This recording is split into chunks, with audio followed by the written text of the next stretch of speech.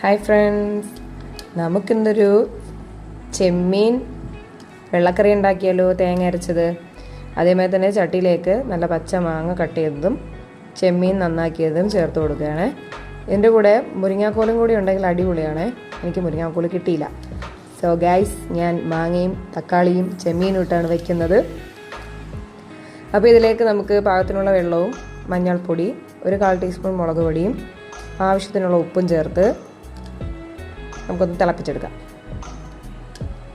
Okay, നന്നായിട്ട് mix ചെയ്ത് കൊടുത്തിട്ടുണ്ട്. ഞാൻ തിളപ്പിച്ചെടുക്കാൻ പോവുകയാണ്. ഞാൻ ഒരു കാര്യം വിട്ടുപോയി, തക്കാളി ഇട്ടില്ല. തക്കാളിയും കൂടി ചേർത്ത് കൊടുക്കുകയാണ്. ചേർത്ത് നമുക്കൊന്ന് മൂടി വെച്ച് നന്നായിട്ടൊന്ന് തിളപ്പിച്ചെടുക്കാം. നന്നായിട്ട് തിളച്ച് വന്നിട്ടുണ്ട്. ഇതിലേക്ക് ഞാൻ അരപ്പിനായിട്ട് തേങ്ങയും പച്ചമുളകും മാത്രം പേസ്റ്റായിട്ട് അരച്ചെടുത്തത് മാറ്റി വെച്ചിട്ടുണ്ടായിരുന്നു. അത് ഇതിലേക്ക് ചേർത്ത് കൊടുത്ത് തിളച്ച് പോകണ്ട കേട്ടോ. ഇനി നമുക്കിതിലേക്ക് കടുക് താളിക്കാം.